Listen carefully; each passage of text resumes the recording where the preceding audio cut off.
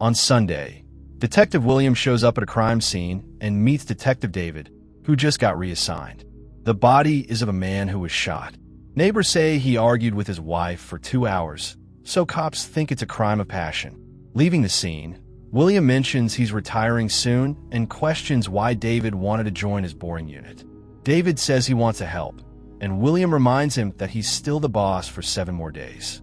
Monday morning, David wakes beside his wife Tracy, who gets irritated when his phone rings. David is summoned to another crime scene and meets William again. When David asks if the victim is really dead, the responding officer gets annoyed and William scolds David for his tone. Inside, they find cockroaches crawling all over the house. The victim is face down in spaghetti, tied hand and foot, with a puke bucket under the table. David makes silly remarks, so William sends him to question the neighbors. Later in the car, David tells William he has real homicide experience and shouldn't be doing grunt work. At the morgue, people are needed to move the overweight corpse. The doctor says the man ate so much he bled inside, and he also has bruises on his head. William suspects a gun was held to the man's head. At the station, he shares this with the captain. The killer made him eat for 12 hours, then kicked him, bursting his insides. It's an elaborate murder, so William believes there's a message and possibly a serial killer. He asks to be taken off the case, saying David isn't ready either, which offends him. The captain refuses to reassign William, but moves David to another case. On Tuesday, a defense attorney is found murdered. The DA tries to calm the media while David arrives at the scene.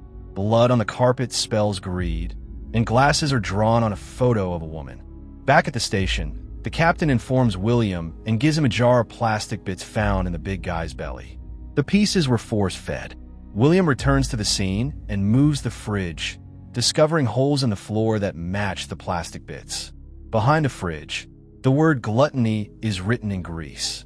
He also finds a note quoting Paradise Lost, suggesting this is just beginning. William returns to the station and deduces the killer is targeting the 7 deadly sins, with gluttony and greed already done, meaning 1 murder a day until the week ends.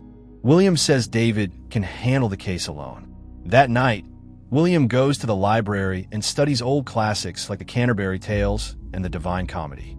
He photocopies pages and leaves a reading list on David's desk.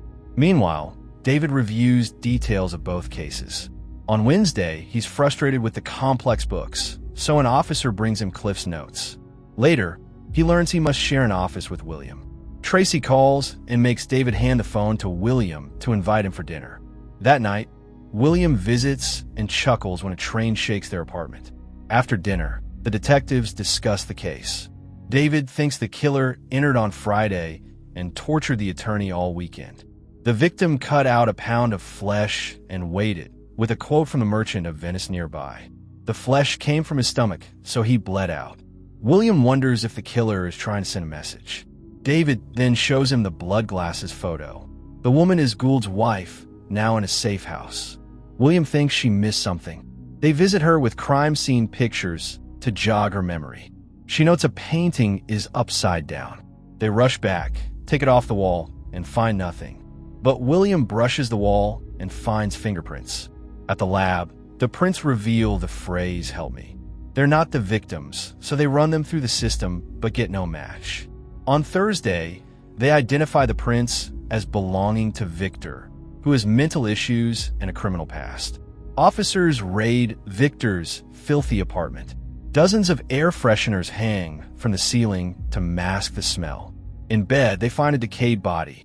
The word sloth is written above it. David finds photos showing Victor's decline over a year. When a cop insults the corpse, Victor suddenly coughs. He's alive. Medics rush him away. A reporter enters and snaps a photo, prompting David to smash the camera and yell. At the hospital, a doctor says Victor hasn't moved in a year. He has muscle and spine deterioration, tons of drugs in his system, and no tongue, so they can't question him. That evening, Tracy calls William, needing to talk. Friday morning, they meet at a diner. She hates the city, but doesn't want to tell David and harm his career.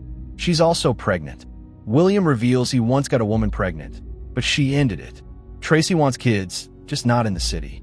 William advises waiting before telling David, and she cries. William then heads to work. He and David review the evidence. David thinks the killer is insane, but William sees order. They visit the library and list more books on the sins. For lunch, they hit a pizza joint where William bribes a man to do something risky. David keeps pressing until William admits the man is an ex-FBI agent with access to library records. Soon, they get results. All relevant books were borrowed by someone named John Doe. They visit the address on file. John appears, sees them, and opens fire. The detectives dive to safety and chase him. David dodges more bullets and pushes civilians away. A woman screams and runs out of her apartment. David searches her home, but John escaped out the window. From the alley, John shoots at David, then flees. David climbs through the window and chases John across rooftops into a building. He sees John's blood trail. John escapes again using the fire escape. He causes traffic chaos while hiding. David follows down, landing in trash. He checks a truck, but John is on top and ambushes him. John grabs David's gun and prepares to shoot, but William shows up, so John runs. David tries to enter the apartment, but William says they need a warrant. David pretends to calm down, then kicks the door open. They bribe a neighbor to say she called about suspicious behavior so they can legally search the place. John's apartment is terrifying. There are tools, a neon cross, medicine by a Bible, and murder souvenirs. A fur-coated woman's photo is found. William discovers notebooks full of disturbing thoughts. David finds photos of all the murders, including the one taken by the reporter. Forensics find a box of money and a receipt, but no fingerprints. William reads the journals, but there are no dates. Suddenly, the phone rings. John Doe. He tells David he admires him, but won't spoil the surprise. The detectives keep reading and confirm John is preaching. They suspect the woman in the photo is next.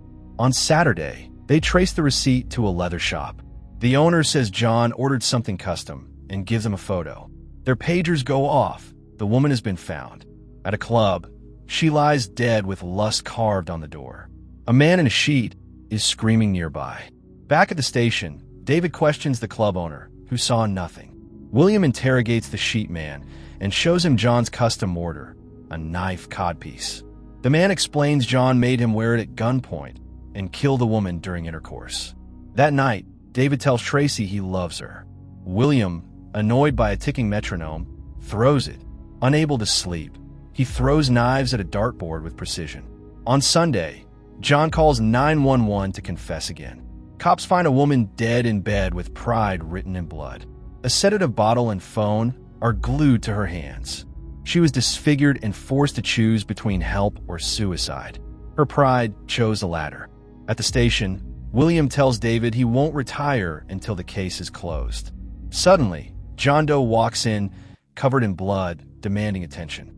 David draws his gun, and officers arrest John, who demand a lawyer. They try fingerprinting him, but find his fingertips are skinned. William and David suspect a trap, saying John will only show the last two bodies if William and David go.